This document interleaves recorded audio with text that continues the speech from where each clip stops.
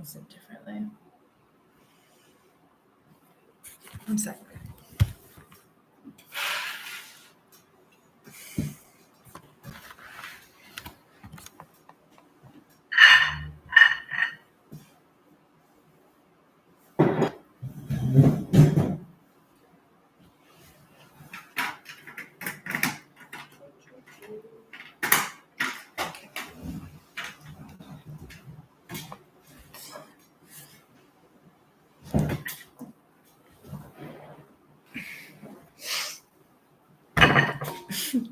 Okay.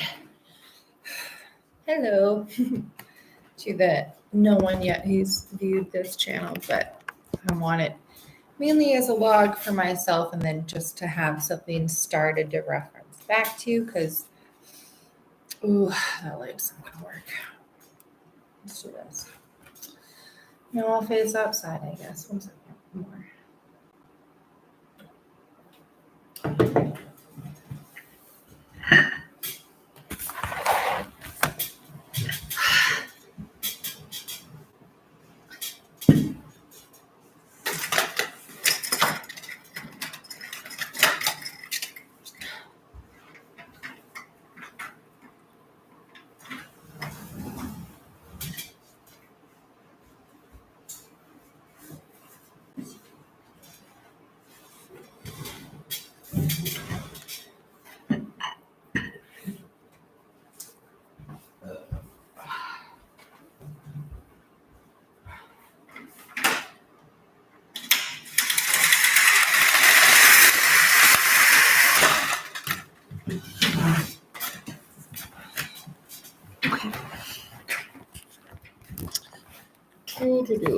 Gosh, I'm so picky. Okay, so I just wanted to talk really quickly about just the challenges of reporting child sex trafficking that you've yourself experienced. I had the unfortunate pleasure of realizing what my family had done to me at 26. They had hospitalized me and drugged me for so long, so it took a while to heal, and I did a ton of yoga and I healed. But much to my chagrin, it was almost worse looking for help after, because it's a real inconvenience for people. It's not like a spicy story anybody wants to cover. And it's grotesque. And then also the obstacle of evidence, but then nobody ever develops another mechanism for evidence, not even a questioning. So that's the law enforcement failure for sure. And I'm sure all police departments are different. But I've been in two very different cultures, at least in America, where they're the exact same. So I had these issues in Santa Cruz, California. My aunt and uncle had a weird, whatever their scenario is with me. I'm going to still wait to do the discovery, but I just know one time he cuddled me for a good hour, and my aunt just cried next to us. And then as the year progressed, she got paranoid. We were sleeping together. One day shoved a thong in my face and asked, while we were in the car driving, and Santa Cruz had asked if it was mine. And then one day, one of his lawyer colleagues followed me into my room. So with that scenario there, and then I had a different sexual assault the following year that I reported. And then I later went to email the chief of police in Santa Cruz, and just no reply. And it was something hey, just wondering how this was able to go on for so long. And with them then, if I misbehaved, they would then have the hospital come get me, or the police bring me to the hospital and make me go on Depakote. My aunt really hated that I had marijuana. And I still did schoolwork. I'd been a 4.0 school student the year before, so I was always studying on marijuana. She just hated it. But she was on codeine and Ambien and wine and a lot of ego, I guess. And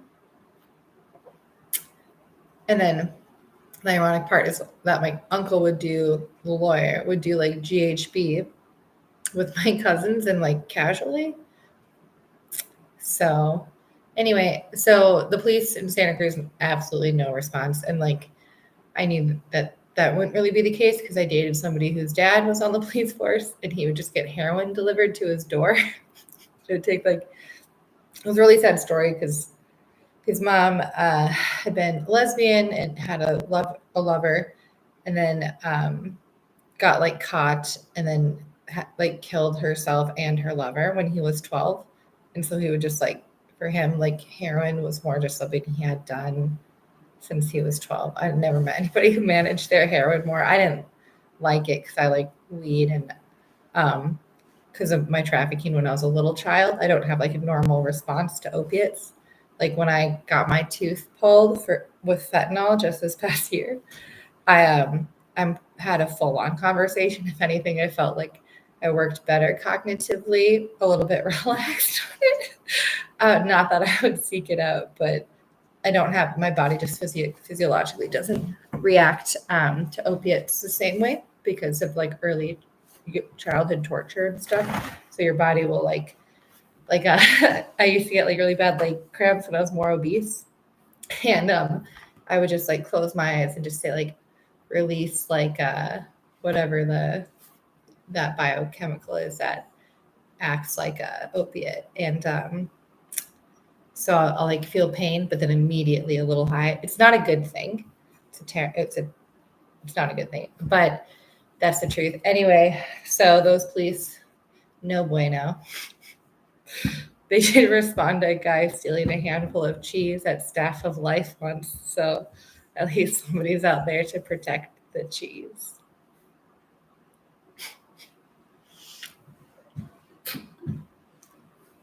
Okay. Then Duluth in the Iron Range.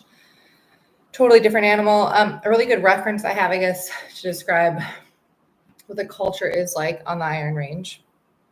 Not that it hasn't improved, but it definitely was this way for most of my life. And then definitely still has a lot of this kind of violence. So a lot of the women working in the mines in like the 70s were like severely raped and tortured, and like they didn't want them working there. And they were like, you know how like Finnish people are really bad with boundaries.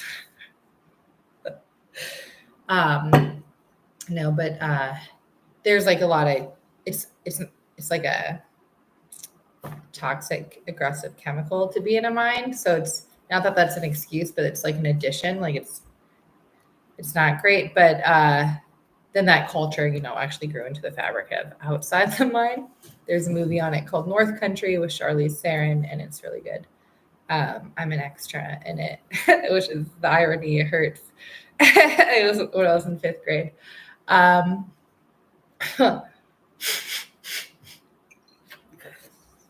And so growing up, like I knew my dad was like bad. Like as like a little kid, like they were always hiding. So I have no memories of being with my parents, and they trafficked me, and then they were like meth heads and coke. They're just probably arms dealers. They're really bad and terrible people. They used to be farmers, and just like, I guess the story of my mom was a little more sad because she was deaf, and so she was treated like she was retarded, and she was severely raped by a member of her family and strangers in public. So she's literally grew up like an animal, but she's like contained in herself, which makes her like a narcissist who has Munchausen syndrome.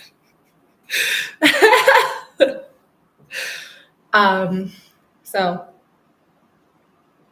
obviously the Iron Range had a lot to do with this gang that kind of whatever. I've heard my dad call himself just once. And this is like in the middle when he was trafficking me when I was 21, because I was too Mexican or whatever it was. It was Warlock or Warhawk, War faggot. I'm not quite sure, and I say that because I like to think of the word faggot in the Welsh way, and it's a delightful cookie. You can look it up. FAGGOTS. So, I don't know how much they had to have known, but again, like up there, like they think of like sex abuse, like, oh, like the Scarlet Letter times. That's kind of like that mindset they're in. And so they do have better resources up there now, but still like the concept of that sort of like boundaries for young women or girls is not there. When Charlize Theron came to do the movie, I remember Woody Harrelson like went out to bars with like the people of the town, let's say. But Charlize Theron was just like, I will not leave this compound for anything. They do have a great Italian bakery, and that's a fact. Pistachio muffin, it's really good there. Anyway, so that police force never really responded to the sex abuse trafficking part. Maybe when I was little they did and I didn't know. I remember when our uncles would like escape in my dad's yard because they all lived in like the same compound in Mackinac, and when they would like flee to escape on the property, the officers would try to ask us kids, and I'm like, 8 or 7 years old, so it's like what? Also, I knew like, why is this officer asking an 8-year-old? That seems unprofessional in like a serious way. And then when I was 17, one of them pulled me over once. And it was fine. But and then the only time I got pulled out of that scenario was so I had kind of known like my dad's deal. I think the worst things are funny. I have a terrible dark sense of humor. And so it's funny how you can learn like from that dark humor, like people's intention. Like, are you laughing like in enjoyment, like, or like in which direction? Like, because my dad had been like such a psychopathic meth head. He went to prison in 2001, violent criminal, multiple offenses. So it was funny because he thought he was like a moral person and like above people, like because he could tinker with things in a garage, like build stuff, and like he couldn't read, but he could read like geometric shapes. So he's really good at like building things from sight. Like I can build things from sight. Let me open my door.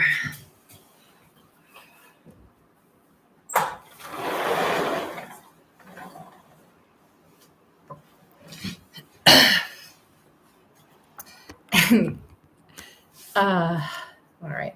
Light this delicious prescription.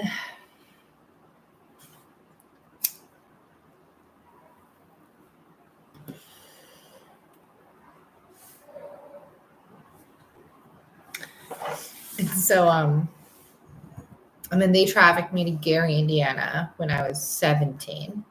And so the officers never responded to that. But then again, they brought me down to Gary, Indiana. So and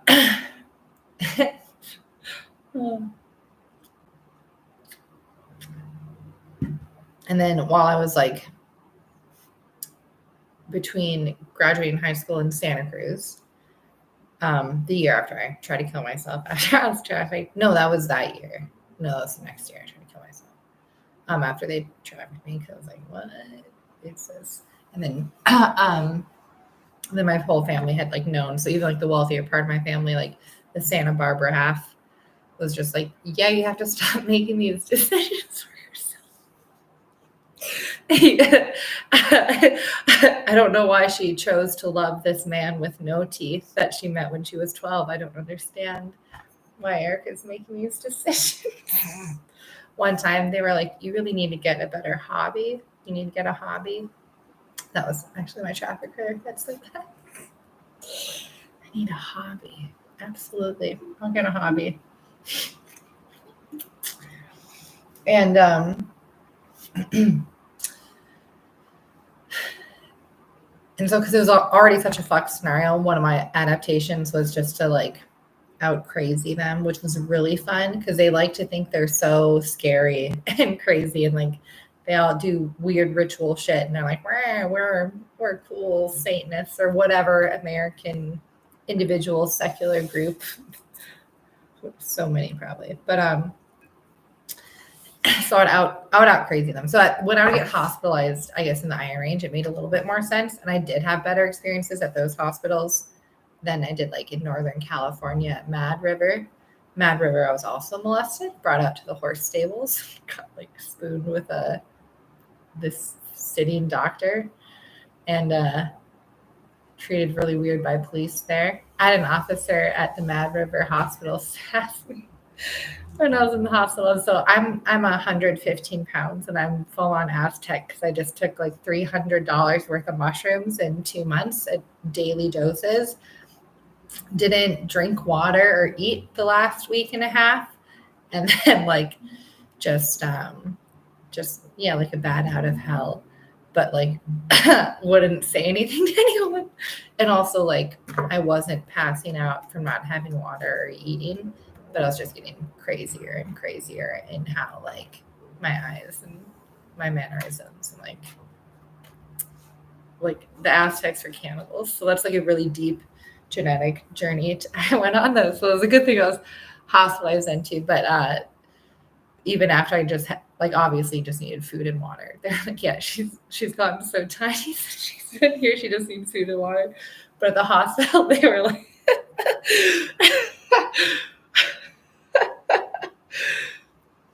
but at the hospital, they would like try to like bully me for whatever reason. I don't know. I was a really hot, tiny little 20-year-old, and so the police officer there was like, "What does your liver do?" Fantastic. Biology. I've always gotten A's in that class. And so I was like, oh, it converts ATP into energy, like your metabolism. And then the officer 5150 me. So I was another California one. I almost forgot about Northern California. And then to the Iron Range after that. So I get hospitalized like in between being fucked with just because I want to get through this YouTube thing I'm doing. And at that point, I think the officers knew, but I don't know what their hesitation was because obviously like the pictures of me at that time, like I'm just like a California Somali, like just golden, just like sway in the wind. I would have eaten me up. And so I finally realized that I have to like make this scenario life-threatening for myself if I'm ever gonna get rescued. Because again, it's like winter in northern Minnesota. My dad's like meth trailer and his garage is nicer than his house, and it was really cool. He had like did have like a built part like with like a wood stove, and I was such a country girl anyway, like liking to be outside. But my dad's like, he was like once like there's functional levels of being like a meth head, you know what I mean? So it was like went from here like, all right, functional, then just slowly couldn't move his body or take care of himself in any way. So so it was really gross. We didn't have like running water. We had to go to the well to get it, which was fine down the road. But it was like obvious, like there was something going on. Just like this gorgeous thing, and it's the same man I knew since I was 12. That they had then, after I was 17, knew that I had been trafficked too, because that had been like gossiped about. Like his wife was mad at me, like his meth wife and his meth children were very mad. Oh my God. And so I realized like after like being in and out of the couple of hospitals there for like a few months, I'm like, okay, I have to make it life threatening. And then so I just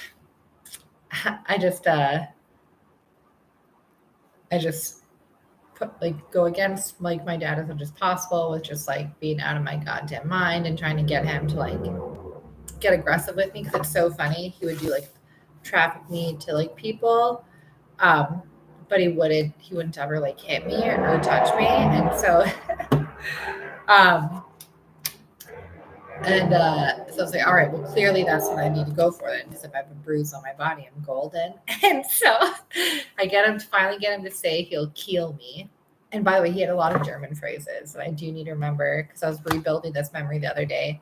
And like I said, I have a great photographic memory. And like for English, I used to love to remember new words. And so I like really love to remember like phrases. And so, or I used to have a better knack for it. I've had a when I was younger. So one of the ones from when I was younger in this scenario was, and I wrote it down, and I just had my medicine, so I had to relax to remember. But it was like I can't picture. And it's funny to look back to this time when he was trafficking me when I was 20 and 21, because my dad said a lot of things that you could think of as like double speak. So one of them was like ick, something icked, like I can't imagine, I can't see. And then the other one, or I don't picture, that the one when I finally got him to threaten my life was I will kill you.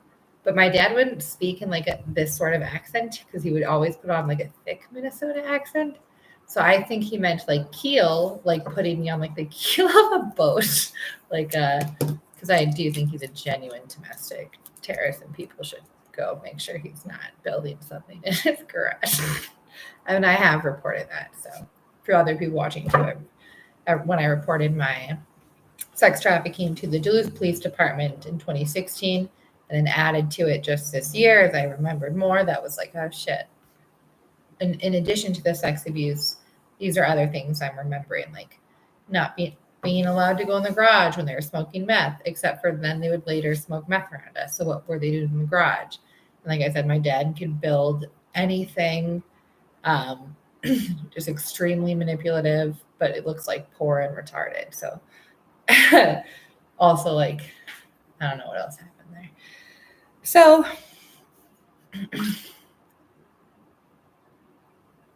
then the police, I just call the police. I'm like, okay, well, I'm going to want a candy bar at the store. So we drive just down the road to the store. And then the police finally get me. And I'm like, oh, well, he just starting to kill me. And then so they put me in the Wellstone Healthcare Center, which was great because it just had you like rebuild independence. And I had been like treated like a genuine animal. Like I remember as a kid, I would like go in the woods and be with animals. I would like sleep with my puppies, and like I had a goose or a duck that used to walk me to the bus. So like it was kind of funny having that mushroom experience and then having like that early childhood, like, oh yeah, I used to live like a genuine animal. Yeah. So the Wilson Center helped me just learn how to be like a normal human again. So I love like doing laundry and like basic shit, like watching movies and like grocery shopping.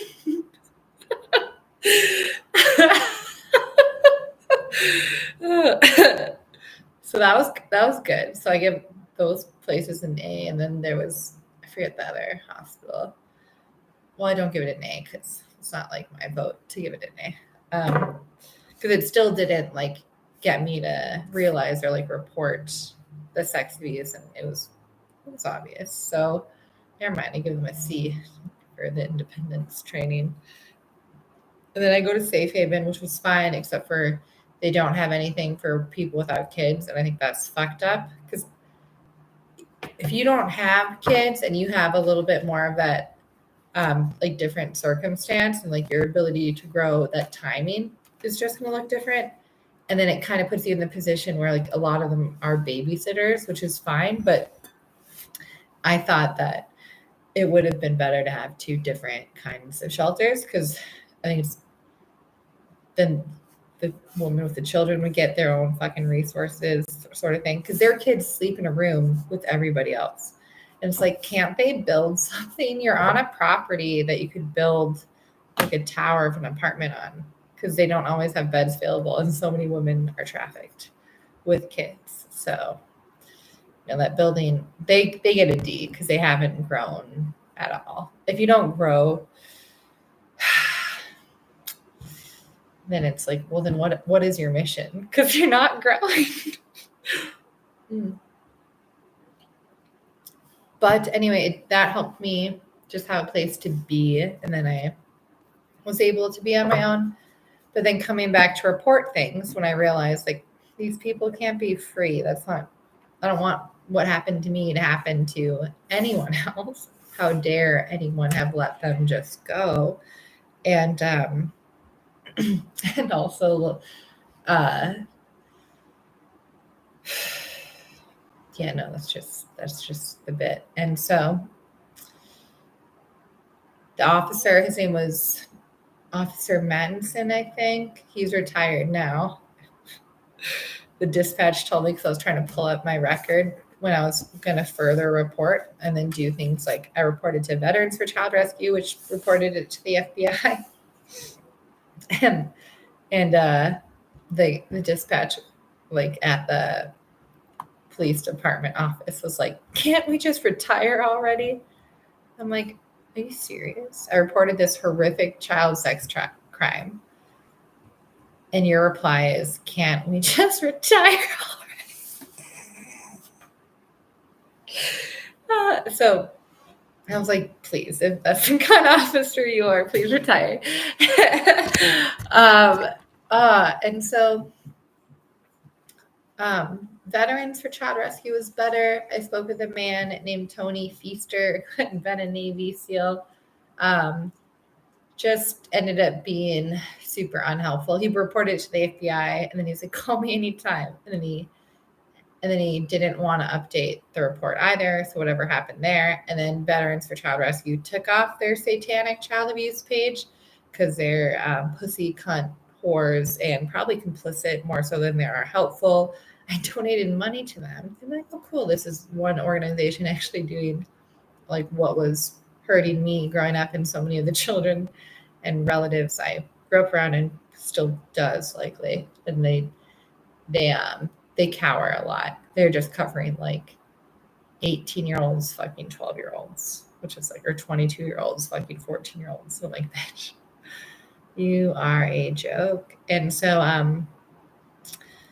I will say though, like Tony Feaster, when I was reporting mine, like, because the satanic stuff from early childhood, those memories came up after I realized the teenage stuff. So in 2016, I was like, oh my God, obviously I was drugged and trafficked, because that memory, like that man is so ugly. I'm like, darling, what? And then, I had come to like at like 24, I just didn't realize I had to report yet, because everybody around me was like, good for you for getting better at life.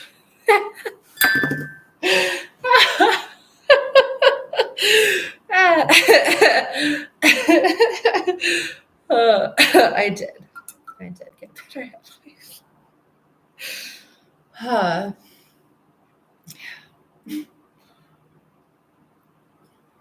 None of the advocates at Safe Haven really were too helpful. There's just a bunch of selfish women in Duluth, really, just like women who are selfish and women who can't and don't want to be bothered with thinking for themselves. I can say definitely the women at the shelter with me, like the other survivors, they were more supportive than the workers. So the 2016 Officer Mattinson, he was like really sad to be there. It's so funny how many people in Duluth trying to get like therapy and help for my specific scenario that cry as I'm talking, like calmly, like how I am right now in this YouTube video. And then they cry. And then I'm here like a fucking asshole. Like, all right, well, what can I do for you? How can I help make you feel better? I guess.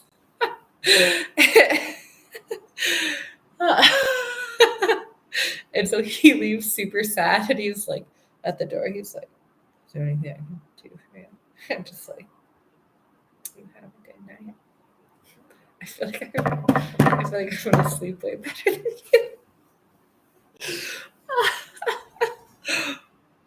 you.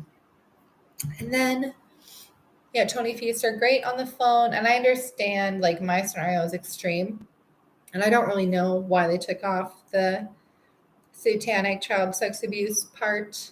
They shouldn't, but it really is a league of its own. There's a declassified document from 2019 you can look up on the FBI's webpage about Finders kids, and that's kind of what I think my scenario may have been in some way, but it exists. And what it was it was a it was a school.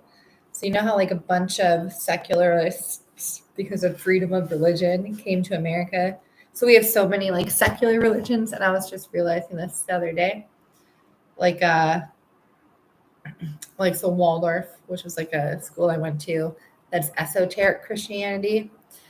And it is like this certain kind of like spiritual, but that's secularism. Like it was just invented in 1930. That's not like it's awkward here to take on a religion, you know what I'm saying?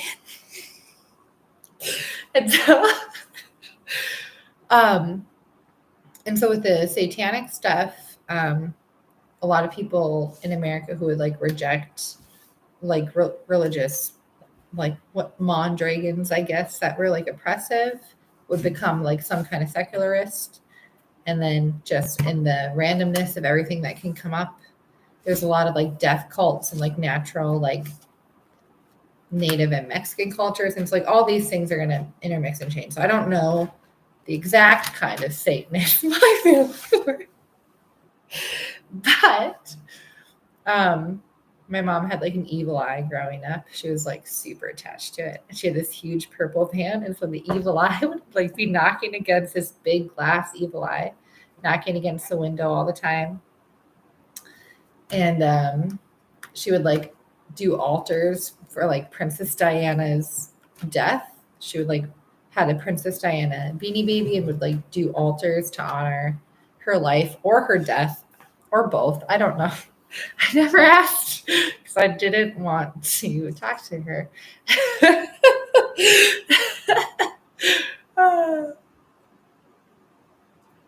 But then she'd also do like I don't know.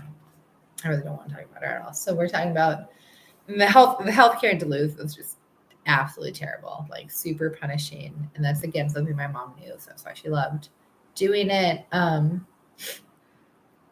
Sometimes you get like good workers and like or people in there that like you could get support from in some way.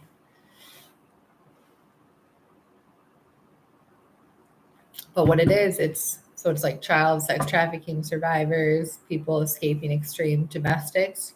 Then it's a bunch of old men with like Alzheimer's disease. They just put you all right together.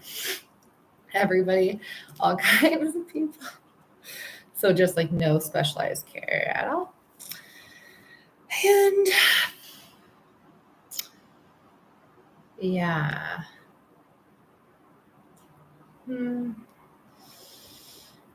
So I think that covers like all the lack of experience, and that's like a common thread if you look up videos for more, like with more survivors, like people don't want to deal with it. It's the worst thing, and it sucks because then when you ask for help, you quite literally it's insult to injury. You're told like, oh, ew.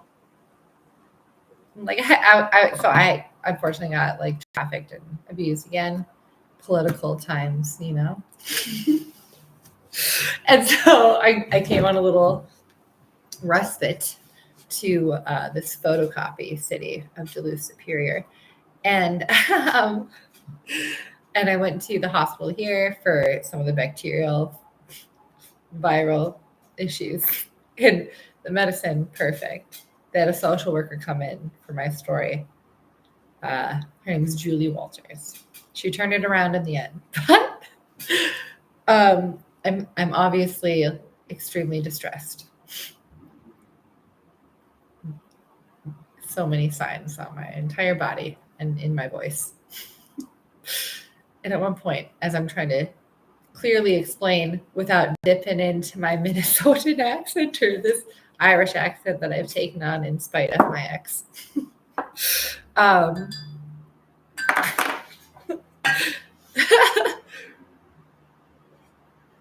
So I get louder when I talk like that because it's in like when I lived in California, and like you're dropping into your voice more. And so she goes, ma'am, you're aggressive. And this is after, or she's like, ma'am, or something like just about me being aggressive. And I'm not like, my arms aren't moving. I'm just like, she's standing away from me, asking me like, and they ask stupid fucking questions. I'm like, can you just record?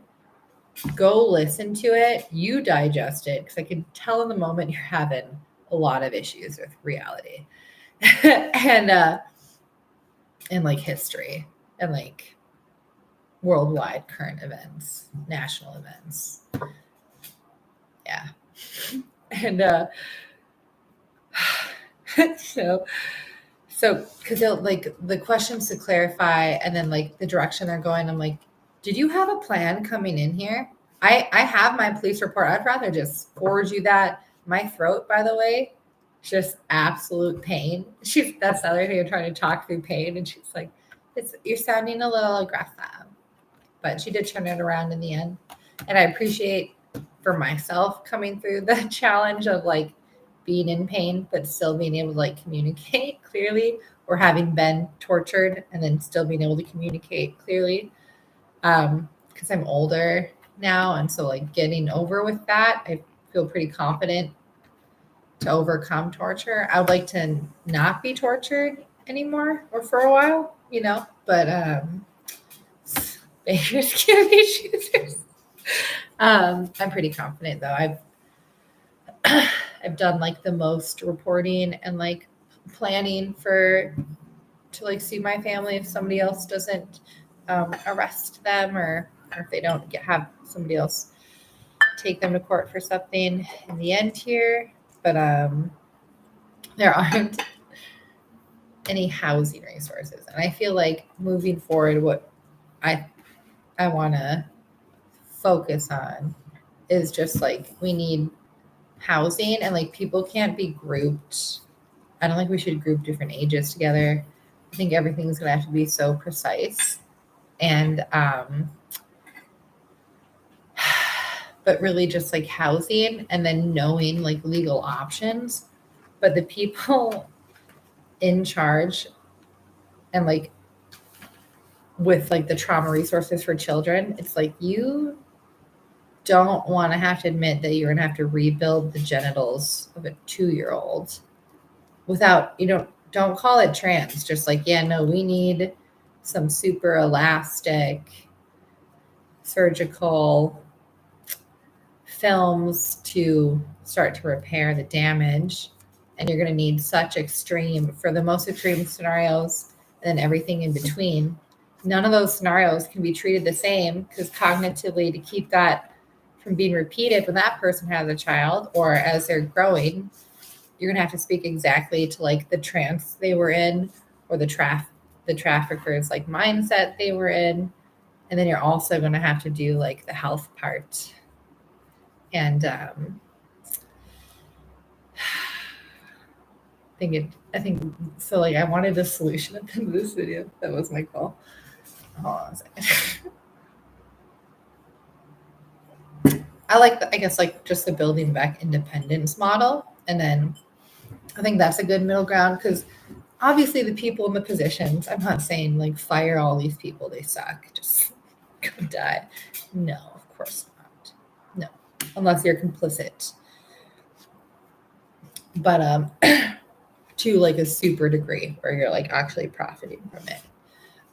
Because I'm sure a lot of those people still exist. Obviously, it's just better to have people with lack of experience or know-how in there than complicit people. And that is a lot of what it is. But I think moving forward, they need to realize, first of all, it's an absolute catastrophe. So America is the largest purchaser of child sex, and it's a world history record. Nobody's raped more minors or teenagers than Americans these past 20 years in America. The amount of minor pornography, child rape. I don't think any apps that have our sexual content have an ID. For fuck's sake, can somebody build an app that can have sexual content and a goddamn fucking ID to just separate? How about start organizing?